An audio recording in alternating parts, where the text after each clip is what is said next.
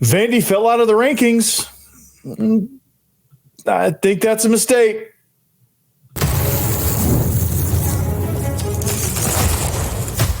You are Locked On Vandy, your daily podcast on the Vanderbilt Commodores, part of the Locked On Podcast Network, your team every day. Welcome into the Locked On Vandy podcast on the Locked On Podcast Network. I'm your host, Corey Burton. Thanks for making Locked On Vandy your first listen every day. We're free and available wherever you get your podcast and on YouTube as a part of the Locked On Podcast Network, your team every day.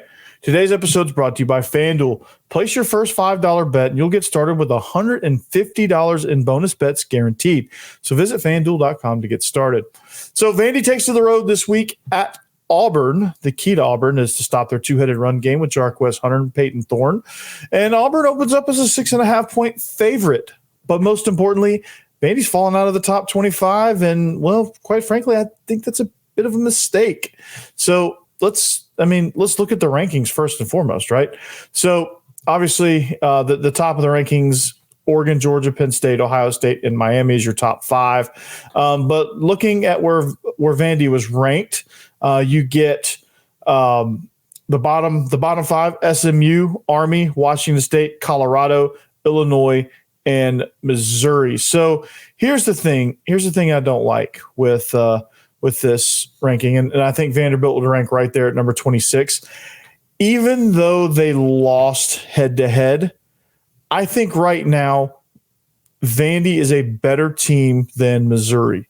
I think when you look at the way the two teams are compared, I think they lost by a field goal in overtime, double overtime, and I thought Vandy outplayed them that day. And I think if they played again right now, Vandy would beat them.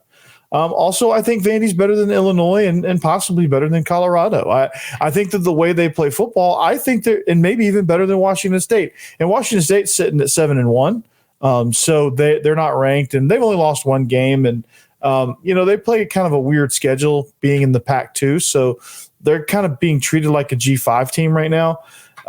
But still, I think Vandy should be in that range. I think, Vandy should remain at 25 and maybe bump everything up and maybe not put Washington State in the rankings, maybe not, I don't know, like maybe not Colorado, or, give Colorado one more week of saying, okay, well, this week is your week to prove that you deserve to be in the rankings. And Vanderbilt is a team that I thought deserved to be in there despite losing. They're sitting at 5-3, and I get it because you have these wins and losses, and they've only lost, they've lost 3 games, but they're probably the best 3-loss team in the country right now, and they had a narrow defeat against Texas this past weekend that I think proved a lot of things to a lot of people. So when you look at kind of the rankings and where they're at, I don't know. Like, I think that they deserve to be in there. That's my case.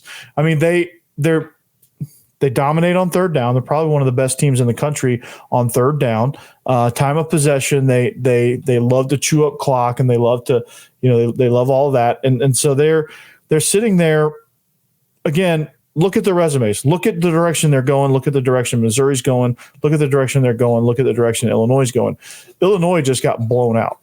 And Illinois just got boat raced at Oregon in a game that I thought they had a chance to compete in. And they were still in the 20s. I mean, they dropped, I think, 4 spots maybe. I think they were number 20 to be exact. And they just only dropped 4 spots after getting blown out. And, I mean, I guess that's the danger of being right there on the edge, right there on the cusp. You can fall right back out. And that's kind of what – and like I said, I get it. But – I get why they did it, because they have 3 losses, but still, I think it's a mistake because they're one of the top 25 best teams in the country. I think right now, head to head, they could beat a lot of teams in this ranking, and a lot of teams don't want to see Vanderbilt right now. They just don't, right? They have, I guarantee you, SMU does not want to see Vanderbilt. They had a 1-point win against Duke. They're up 2 spots. They're 7-1, and they're ranked 20th in the country in the ACC. That tells you a little bit. Army, I think Army's undefeated right now. I think they should be kind of a little bit higher. Pittsburgh's undefeated. They should be a little bit higher. Kansas State, I don't know how they dropped the spot. LSU, they're sitting properly where they're supposed to be, and I think everybody else above them are sitting about where they're supposed to be sitting. Maybe I think BYU, Texas A&M should be above Tennessee. I think they're a better team than Tennessee, but there's a lot of things. I think Alabama should be lower, a lot lower, but they just boat raced Missouri, so maybe they were able to jump up a spot. So I don't know, man. Like these rankings are. I agree with them for the most part. I just think Vandy should be in them. They received 41 votes. To be in the top 25, almost double the next person. And I think it's, again, those 23, 24, and 25, I think, getting boat raced by Alabama, a team that Vandy beat, even though they lost to Missouri head to head. And I think that's where the tiebreaker is. Maybe not. But I just thought that was interesting that they were sitting there at the top of the, I thought they deserved to be sitting still in the rankings after what happened this weekend, after putting up a good fight against Texas and taking Texas to the wire, and almost actually had a legitimate shot of beating Texas. So that's kind of where I stand on that. But anyway, Auburn opens up as 6.5-point favorites this weekend.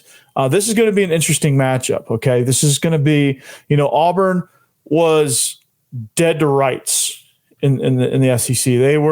We declared them bottom two, and just wasn't ready to put Kentucky there, and they go on the road and dismantle the Wildcats, who I think the Wildcats are in a complete tailspin, and they were playing well up until Vandy. Ooh, excuse me, and I think Vandy broke them. Vandy absolutely broke them because they haven't been the same since. They've been downright awful since then. So Auburn goes on the road and beats up what we thought was a good Kentucky team. And I don't know what that says more about. I don't know what that game says more about. Does it say more about what Auburn is able to do or what Kentucky wasn't able to do? Kentucky doesn't have a quarterback. Brock Vandegrift, love the guy. I think there's a lot of good qualities about him. He's not the answer. I don't know if it's offensive coordinator quarterback relationship. I don't know if they've got the right mix on the coaching staff. I don't know if they've got weapons. They've got all the right weapons. They've got all the pieces that they need. I just don't think that they are able to put it together. So Auburn took advantage of that. Auburn is a strong running team, which I'm surprised that Kentucky wasn't able to handle them better. But then again, Auburn had a great game plan and they executed and they were able to pull out the win. So Hugh Freeze comes into this game feeling a little bit better about his situation because, it was pretty dire for Auburn. They were pretty bad. They were, they lost to Oklahoma. They gave that one away. And most of their losses this year, they've given those away. And they're a team that, they're hell for the first half, and then they start to kind of fall apart throughout the third quarter, and then they just give it away and lose it in the last quarter, and that's kind of been their MO. So they come into this game 6.5-point favorites, touchdown favorites against Vandy, and I think honestly, it's because they're at home. I think Vegas feels like Auburn's home environment lends itself to be good for a touchdown, right? I think they find that they're going to be they're going to win by a touchdown because they're at home. Okay.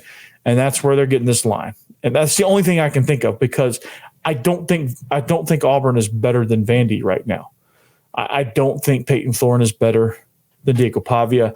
I don't think overall Auburn's defense is better than Vandy's defense. I know that's odd to say. I just don't think that. I think Vandy's a little bit more resourceful defensively. Yeah, they got gashed a good bit in the first half against Texas, and they got gashed a little bit against Missouri, and Alabama was able to do a few things against them. Ultimately did not win. Kentucky did a couple of things, but they couldn't really get anything going. But again, I think that, Texas, their performance speaks more to their abilities. Like I think Vandy had a really good game plan against them and they just couldn't execute, right?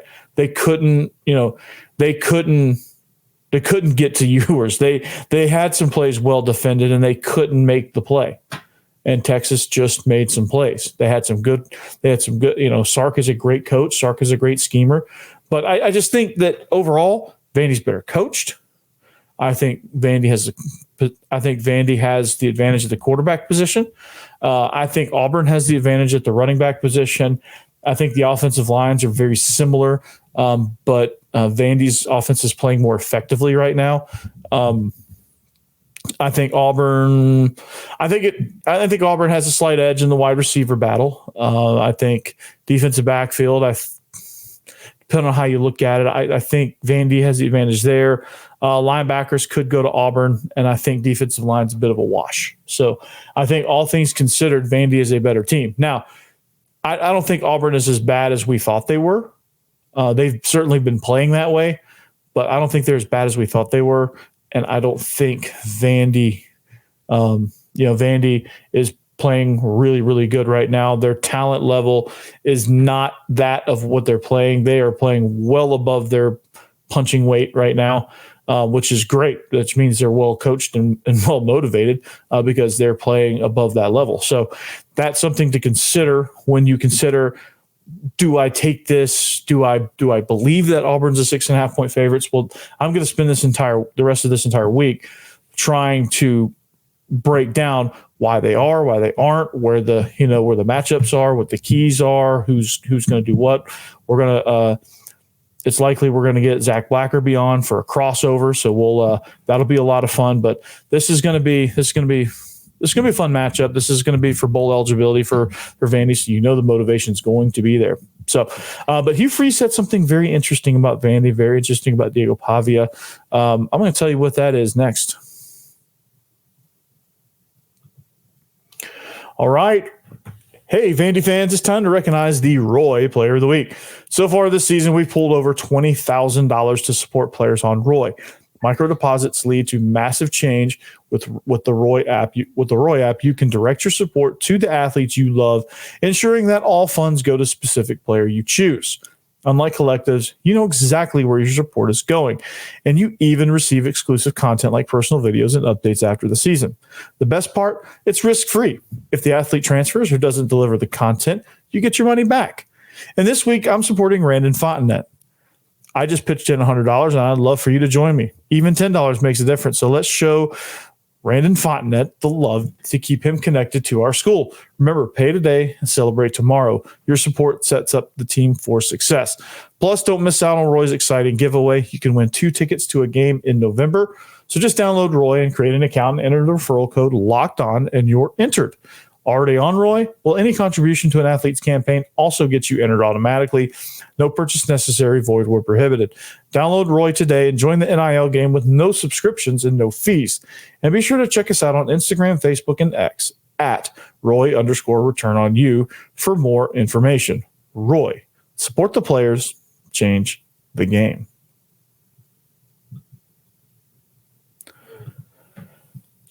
Welcome back.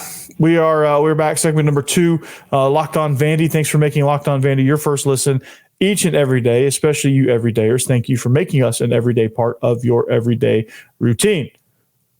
I was trying to see how many times I could say every day. I think I accomplished a lot. So this is going to be an exciting matchup. Auburn opens up as 6.5 point favorites. Vandy's out of the top 25. I think that's a mistake. I think they deserve to be there. They win this week against Auburn. That might put them in there. Hugh Freeze had an interesting comment about Diego Pavia and about Vandy's offense. And I'm going to do a little comparison sake here. And these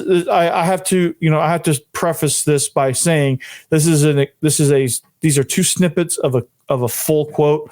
The context of it, I think this brings the context of the full statement, but it's not the full statement.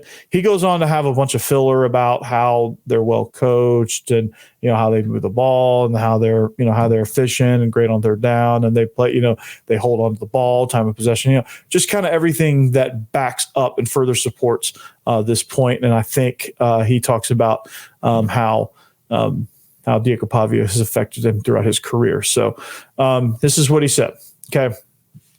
He said, man, I'm sick of seeing that quarterback, man. I've had about enough of him. And he's talking about Diego Pavia because At Liberty, he lost to him. And then last year at Auburn, he lost to him while Pavia was enrolled and starting at New Mexico State.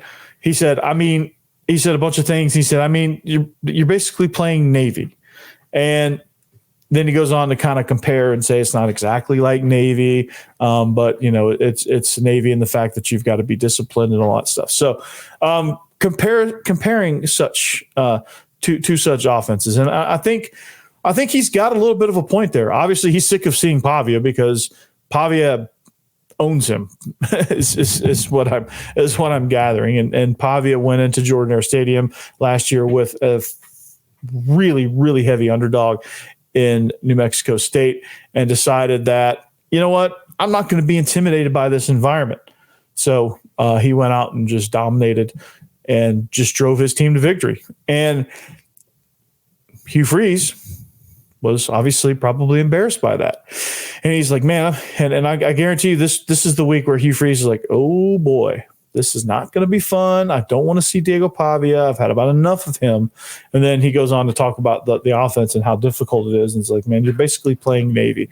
And I take that, and you could take that one of two ways. You could take that as not a compliment and as a dig, like you're basically just playing a service academy. So like you just or you could take that as, Navy's playing really good right now and they have a really difficult offense to defend, and it basically tests every bit of discipline that you have and every bit of ability you have in tackling open space. But here's the comparison. Yeah, I'll flash that quote up here in a little bit. But here's the comparison. Vandy versus Navy, okay?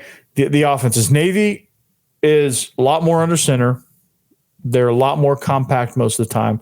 They do spread it out a little bit, but they do try to pack you into the box and then try to outflank you with the option guide, force you to run into space to make a tackle. What Vandy likes to do is Vandy likes to spread you out. Vandy likes to get unbalanced looks. They like to spread things out. They like to get an 11 personnel or get into 11 personnel or 10 personnel type formations with 12 personnel because you have Eli Stowers and Cole Spence. And those guys are versatile, and they like to create these run lanes, and they like to create these big creases, especially out on the edges. And they like to attack those creases with the quarterback, with the pitch man, with the bubble, with the RPOs, with everything. They like to attack those things, and they like to find those run lanes, and they like to fly right through them and really, really hurt you. Because what I've seen a lot of teams do, and this is almost a lost art. And I thought Texas did a really good job of this. I thought Georgia did a really good job of this when they played Texas, is tackling in space. Even Vandy's own defense can't or struggled tackling in space. I don't say they can't tackle in space, but they struggled tackling in space. And this defense forces you to do that, or this offense forces you to do that, forces defenders out in space, and they force you to really be on your fundamentals and be sound fundamentally, wrap up, see what you're hitting, things like that, and get the guy down first lick. But I think too many players at this level want to go for that highlight reel hit where they come screaming in and they're like, I got a one-on-one shot with, I'm unblocked, I got a one-on-one shot with Pavia, and they come flying in, and all of a sudden Pavia just stops. You go flying by, and he's up the field for 8 yards and a first down. And next thing you know, you do that a few more times. Now they're down 1st and goal, and Vandy's been really, really good and really effective in the red zone this year versus way better than even the first 3 years of Clark Lee's existence as head coach of this program. So that's one thing. That's one thing this offense really stresses. It puts stress on you, it puts strain on you to make the plays in the open field. It forces you to communicate because you have to know who's got what. You have to know, and based on the look, you have to make those determinations. And what Tim Beck and Jerry Kill do a really good job of with these looks is presenting different things from the same look. So you get an unbalanced set, and you get a flare screen, and then you'll get a flare screen draw RPO. Then you'll get some sort of yo-yo motion out of that same, and you'll have option backside weak. You'll get an inside run. You'll get all kind of things out of that same set. You'll get some motions added to it. And you'll get some window dressing, You'll get some jet sweeps. You'll get some, they have things off of things out of different looks. And it's a scheme. It's a system. It's things building on top of things. And that's what offensive football should be. And I think too many times that you see these offenses, they just have a bag of tricks, and they just carry that bag of tricks everywhere they go. And nothing is really built. You can tell who the real builders are. Sark is a builder. Tim Beck and Jerry Kill are builders. I think Hugh Freeze, I almost feel like Hugh Freeze just carries around his bag of tricks right now. I mean, that's just kind of how I feel at this moment. I mean, he could totally change that, but I don't see a whole lot of like adjustments. I don't see a whole lot of like, things off of things, different looks and presenting different challenges for the defense. I think it's just, hey, our guys are better than your guys, and here we go, right? And that's kind of where I feel like this offense is, and that's where I kind of feel like they take advantage of that. I don't think Navy builds quite as much as Vandy, but Vandy has a lot of different things, a lot of different ways they can hurt you, and that's it's similar. But I think Vandy obviously is more advanced than Navy is in that. So maybe I think he's just talking about the option football and option rules come into play this week, and it's just tough to prepare for, things like that. I think that's where he's going with that. But here's the quote real quick. Again, I'm sick of seeing that quarterback. I've had about enough of him, and you're going to be saying that again on Saturday. I'm afraid. So. There it is. And Auburn, I think, presents some problems. They've been struggling all year long, but there's some problems offensively that they present to Vandy's defense. We'll talk about that next. All right. FanDuel, get ready to tackle the NFL action with the FanDuel, America's #1 sportsbook. Because right now, new customers can bet $5 and get $150 in bonus bets if you win. The FanDuel Sportsbook app gives you everything you need to place live bets in the NFL all in one place. So when you get a hunch in the middle of a game, you can check out the latest stats. You can check out the live play-by-play and so much more on the same place where you place your bets. So just visit FanDuel.com to join today. You'll get started with $150 in bonus bets if you win your first $5 bet. That's FanDuel.com. Never waste a hunch. Make every moment more with FanDuel, an official sportsbook partner of the NFL.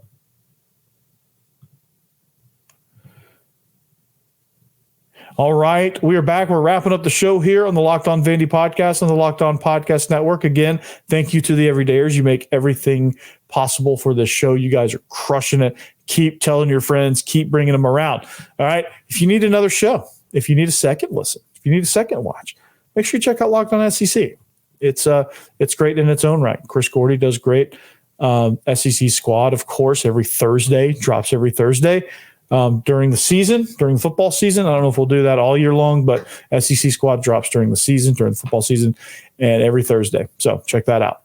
Anyway, like I said, Auburn opens up as 6.5-point favorites. Again, I think that's due a lot to the home environment that Auburn's playing in and the respect they're giving Jordan Hare Stadium and that environment. Vegas does not believe Vandy can keep this one close because Vandy hasn't fared so hot on the road except for at Kentucky, where they were double-digit underdogs. And I think the only reason they're not double-digit underdogs is because they did beat Kentucky on the road. So what's the key to Auburn?